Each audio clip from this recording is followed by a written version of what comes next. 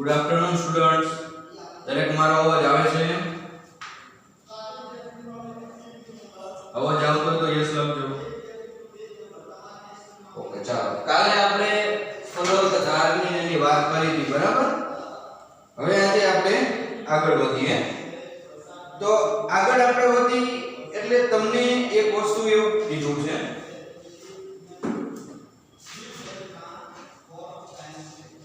આ એક આકાર હું દોરું સમઘન.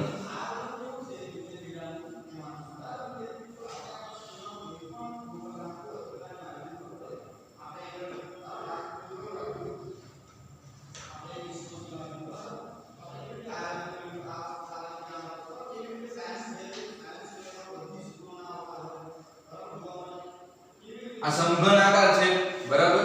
હવે આ સમઘન આકારને હું આખો ખોલી દઉં. આખો ખોલી દઉં એટલે કેવો આકાર બનશે જોવો તમે.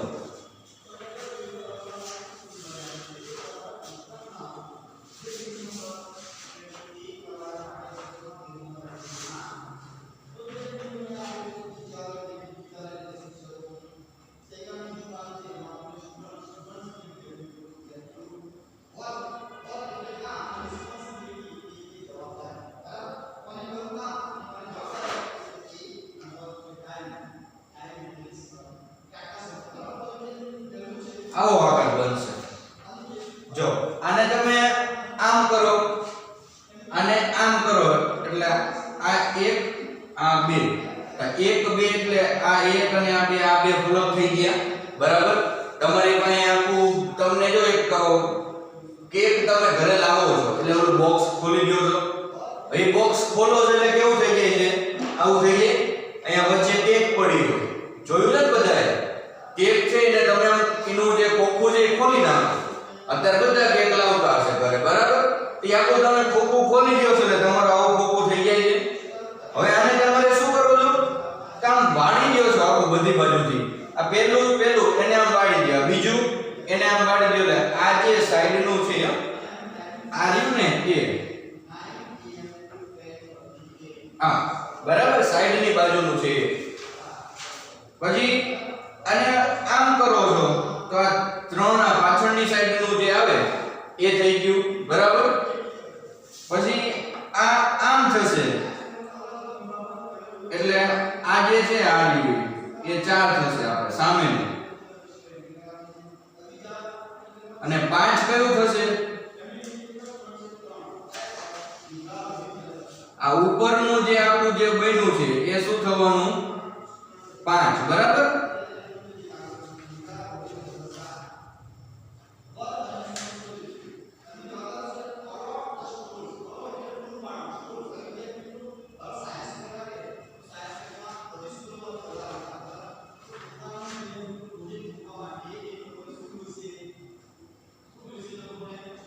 અને હેઠે જે રહે છે એ છઠ્ઠું, બરાબર? 1 2 3 4 5 અને 6. આવી રીતે જે સાઈડનું જે છે ને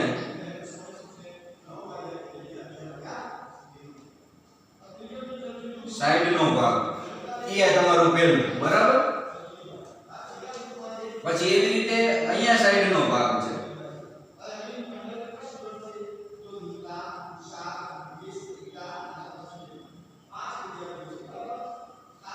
આ સાઈડનો ભાગ છે એટલે આ બીજી બાજુનો એટલે ઈ બીજું એટલે આ તમારું આ છે.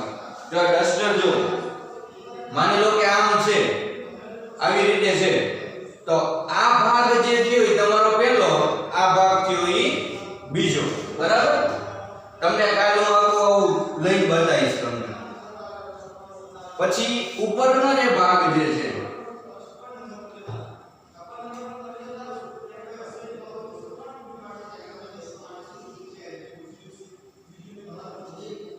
ઉપરનો ભાગ છે આખો આમ થાય ઈ ત્રીજો, બરાબર?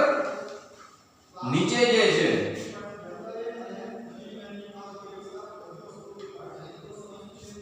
એ આ ચોથો. નીચે એટલે આ સામેનો ભાગ જે આવે ને એ ચોથો.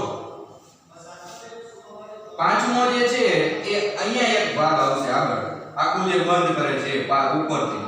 અહીંયા ઉપરથી જે બંધ કરે ને એ પાંચમો આવશે બરાબર અને છઠ્ઠો જે છે એ નીચે જે તમારો આ જે બેઝ જે છે એ તમારો છઠ્ઠો અહીંયા જે હશે એ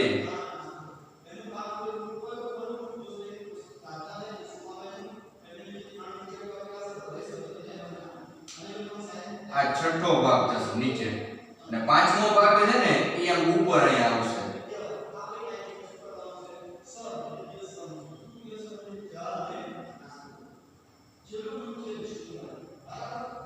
અહીંયા જે આવશે ને પાંચમો ભાગ આવશે પડી સમજણ દરેકને એટલે આ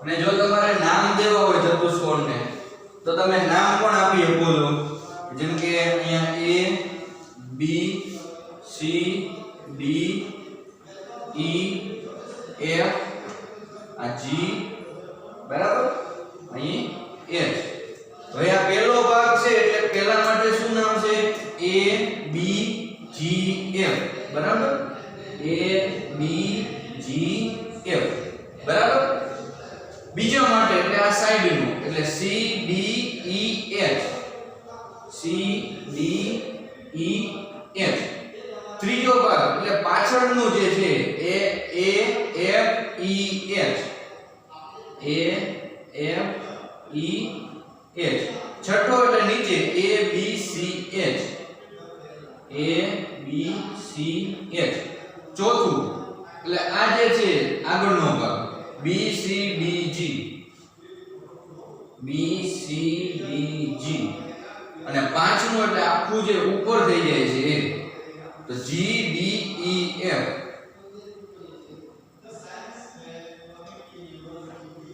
પડી સમજણ દરેકને આ વસ્તુમાં કોઈ પ્રશ્ન છે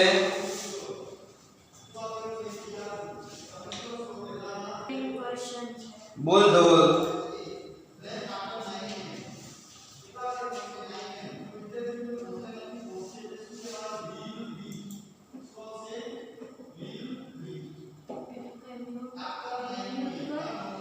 શું પ્રશ્ન છે ધવલ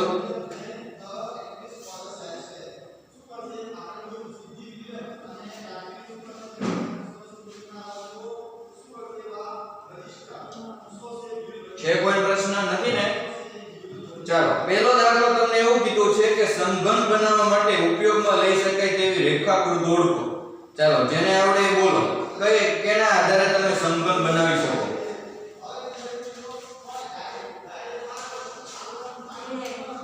કોણ બોલ દે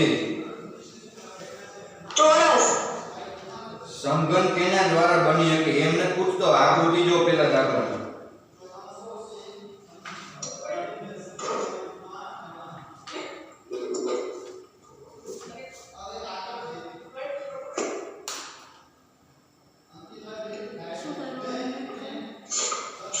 જો તમે બીજું ત્રીજું ચોથું અને છઠ્ઠું જો શિવમ બોલ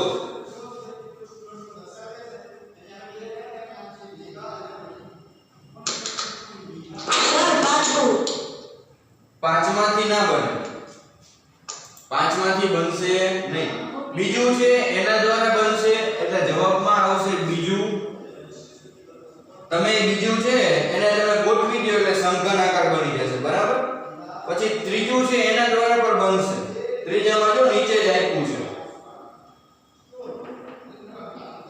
ચોથું તો દરેકને ખબર છે હમણાં જ આપણે જોયું અને છઠ્ઠું તો ઈ ચોથા જેવું જ છે એટલે આ ચાર આકારથી તમારી જે છે એ સમઘન આકાર બને બરાબર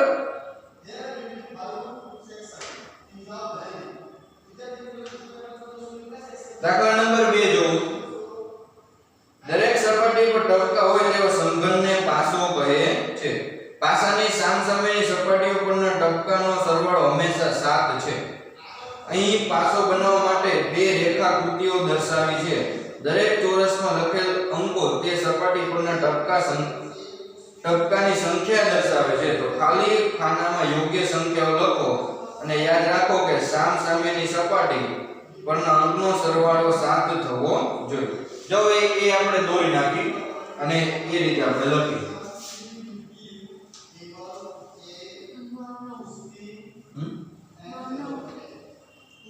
માનવ બોલ શું પ્રશ્ન તને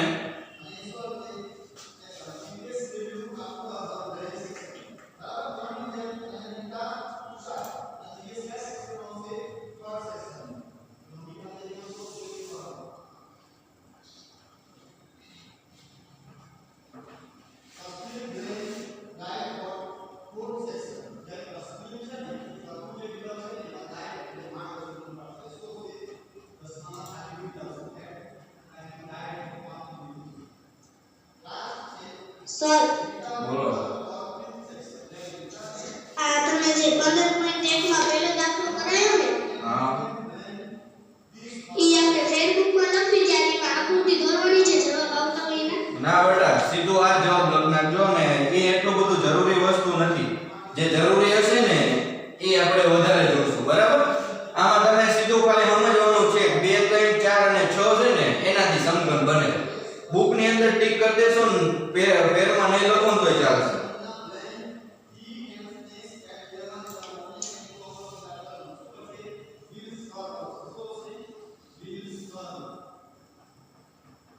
એક આવી આકૃતિ છે બરાબર હવે આમાં તમને બાજુના જે છે ને એનો સરવાળો છે એ 7 થવો જોઈએ એમ કીધું છે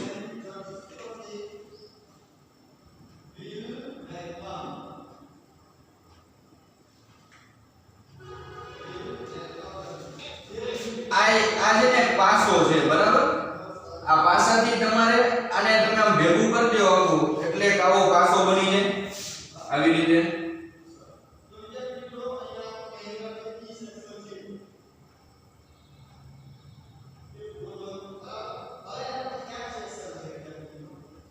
આવો પાસો થઈ જાય હવે અહીંયા છે આ પાસાની આ જે આગલી ઓળી હોય આ રીતે આગળમાં એમાં માની લો કે 5 અંક હોય તો પાછળ કયો અંક આવે 2 આવે એટલે ટોટલ 7 થાય સમજાય તમે જ્યારે પાસાની ગોઠવણી કરો ને ત્યારે આને આમ ગાળો એટલે અહીંયા 3 અને અહીંયા 2 મૂકવો પડે કેમ કારણ કે આ 5 છે અને આ 2 છે ઈ બંને આમ સામસામેની બાજુ આવશે જોજો આ 4 છે ને ઈ અહીંયા 4 અહીંયા આવશે 3 અહીંયા ઉપર આવશે ઉપરની સાઈડ 2 અહીંયા આવશે 5 અહીંયા આવશે બરાબર એટલે 5 ને 2 7 થયા 4 ને 3 7 થાય બરાબર એવી રીતે સામેની સાઈડમાં 6 આવશે પાછળની સાઈડમાં 1 આવશે એટલે 6 ને 1 7 તમારો જે પાસો હોય ને એમાં આગળ અને પાછળ ઉપર નીચે અને સામેની બાજુની બે બાજુઓ એ દરેકમાં સરવાળો છે ને 7 થતો હોય એટલે આને તમે જ્યારે ગોઠવશો ને ત્યારે 4 જે નીચે હશે તમે આને આમ ઊભું કરો એટલે 2 અને 5 છે આમ સાઈડમાં આવે આવી રીતે તો આ 2 છે અને આ 5 છે તો બંનેનો સરવાળો 7 થાય છે આ છે અને આ છે ઈ 6 અને 1 સામસામો આવશે લીનો સરવાળો 7 થશે રેડી એવી રીતે તમારે ગોઠવવાનું છે બરાબર ગોપિકા બોલ સર જો તમે સમજાવો ને ખબર ન પડે કેમાં ખબર ના પડી એ જે તમે ભાષતો એટલે કેટલા દોર્યો છે હા કેટલા તાત્યા એમ આ વસ્તુ કેવી રીતે તમારા પાસે પાસો હોય તો જોવો ને તો ખબર પડે તમે પાસો બધાય જોઈ લો છે ને તો તમે પાસો છે ને એ તમે આ જે છે એ આગળની બાજુ છે આ ટોટલ આવી રીતે હોય જો હું બે બાજુ આમ હરકી લખું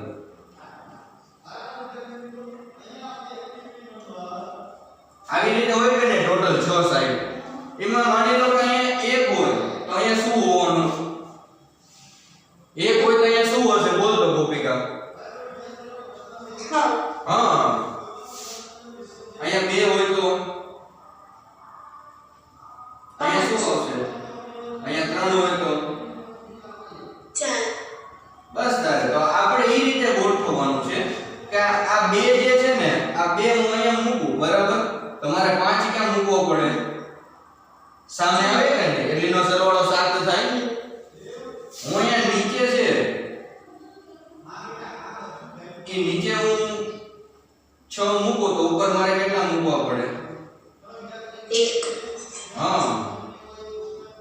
તો એક મૂકવો પડે. સમજાણો તને હવે? જો ઈ એમ વાત કરું છું, બરાબર? રેડી? ઓકે, ચાલો.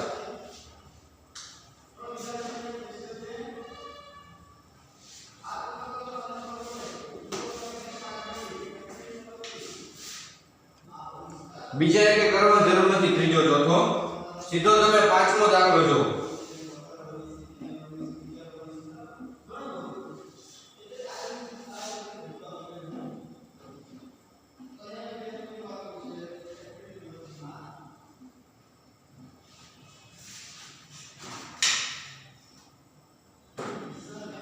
સીધો પાંચમો દાખલો તમે જોવો દરેક. હવે પાંચમા દાખલામાં કેની સામું શું આવે ને મને જવાબ આપજો. મારે સમઘન દોરવું છે, બરાબર?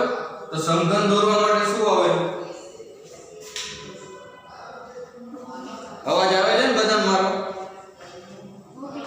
આ બોલ ગોપિકા.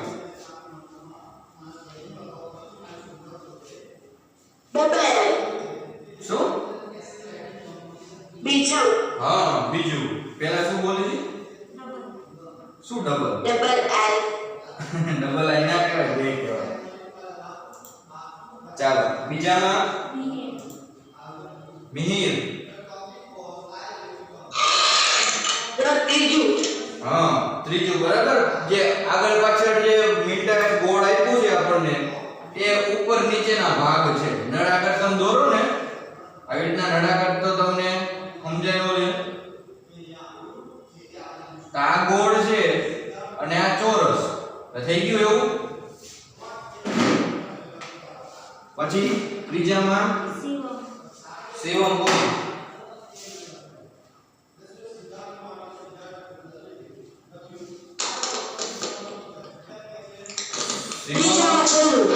હા, ચોથું. હા, ચોથું, બરાબર?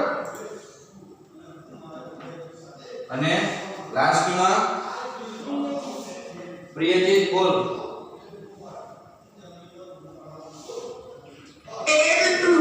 હા, પહેલું આવે, બરાબર? રેડી બધાને? અહીંયા તમારું 11.1 છે.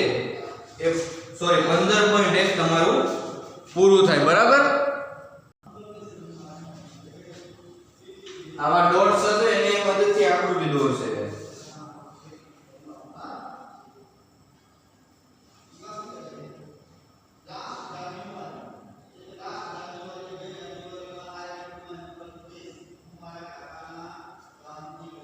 આટલા ડોટ્સ થી આવી આકૃતિ દોરાણી, બરાબર?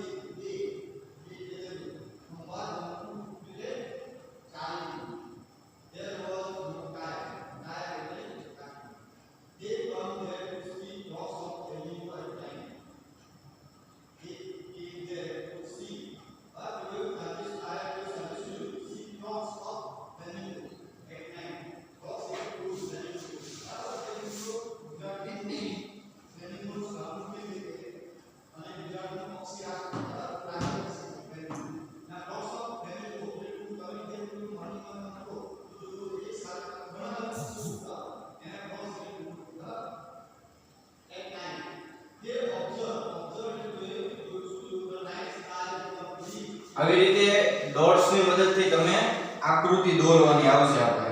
પણ એ વસ્તુ છે એ આપણે કોઈ જરૂરી છે નહીં, બરાબર? એટલે એને આપણે આમાં અત્યારે સ્કીપ કરી દઈએ તોય ચાલે. અને કે આનું કોઈ કામ નથી, આપણે આનો કોઈ ઉપયોગ આપણે કરવાનો નથી. એટલે 15.2 એને આપણે સ્કીપ કરવાનું છે. એને જરૂર છે નહીં. બીજું આમાં કઈ વાત કરવાની છે નહીં, ખાલી આવા ડોટ્સ થી અલગ અલગ આકૃતિ બનાવવાની છે. એટલે એને આપણે ના સમજીએ તોય ચાલે, બરાબર?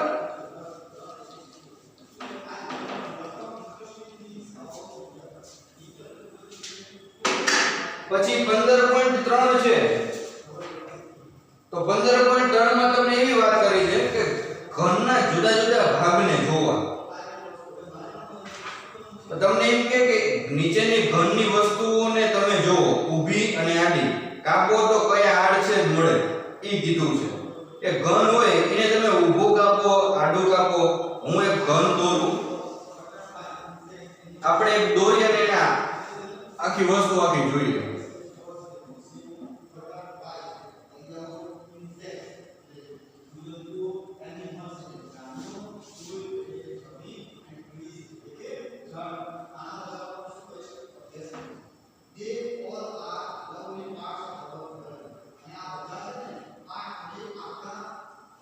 આને હું આટલો ભાગ કાપી લઉં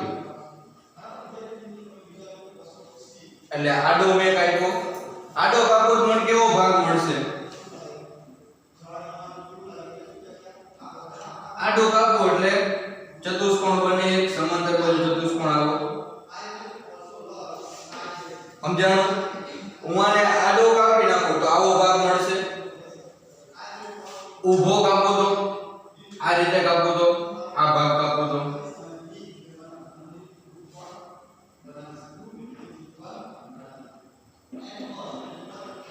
ઊભો ભાગ કાપું તો ઊભો ભાગ મળશે મને.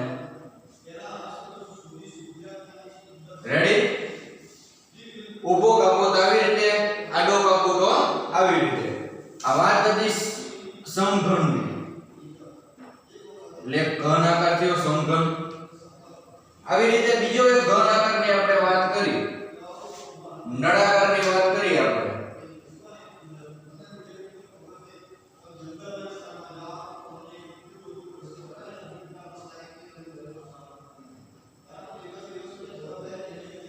હું એને આડો કાપું આવી રીતે. તો આડો કાપો તો મને કેવો ભાગ મળશે? ચાલો બોલો તો.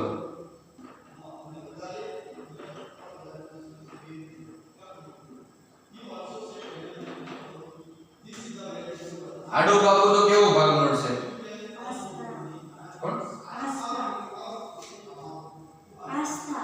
આસ્થા. બોલ બેટા. ગોળ. હા, વર્તુળ. બરાબર? ગોળ ના કહેવાય, વર્તુળ કહેવાય. આડો કાપો તો આવો, અને ઊભો કાપો તો ઊભો કાપો તો કેવો ભાગ મળશે? બીજા કોઈ આન્સર આપશે? આસ્થા સિવાય. શિવમ. ચોરસ. હા, ચોરસ ભાગ મળે ઊભો કાપો તો. રેડી? આવી રીતે આપણે ભાગને ઓળખવાના છે. સમજાણું તમને દરેકને? ઘન આકારને ઊભો કે આડો કાપવામાં કઈ રીતે? તમે ઘન આકાર છે ને ઊભું કાપો તો શું મળશે? ઘન આકારને ઊભું કાપો તો શું મળશે?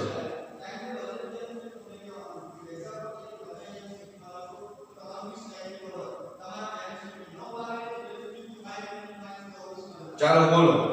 ઊભું કાપો તો શું મળશે?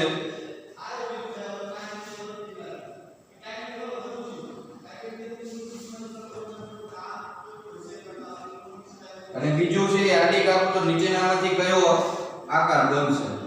ઘનને એટલે સમઘન જે છે ને એને.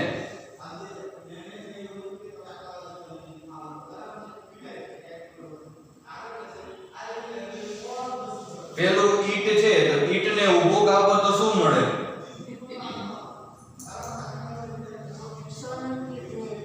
એ બોલ. ચોરસ. હા, ઊભો કાપો તો ચોરસ અને આડો કાપો તો ખ્યાતિ. લંબચોરસ. હા, આડી કાપો તો લંબચોરસ. સમજાણું? નીચે જે તમને પાંચે પાંચ આપ્યા છે ને એમાં તમારે ઊભું અને આડું શું મળે ને આવી રીતે લખી લેવું છે 15.3. બરાબર? તમારે આ જે હોમવર્ક ની અંદર 15.3 છે એ આપણે પૂરું કરીને આવવાનું. ખાલી લખવાનું જ છે આવી રીતે, બીજું કંઈ કરવાનું નથી. સમજાણું દરેકને?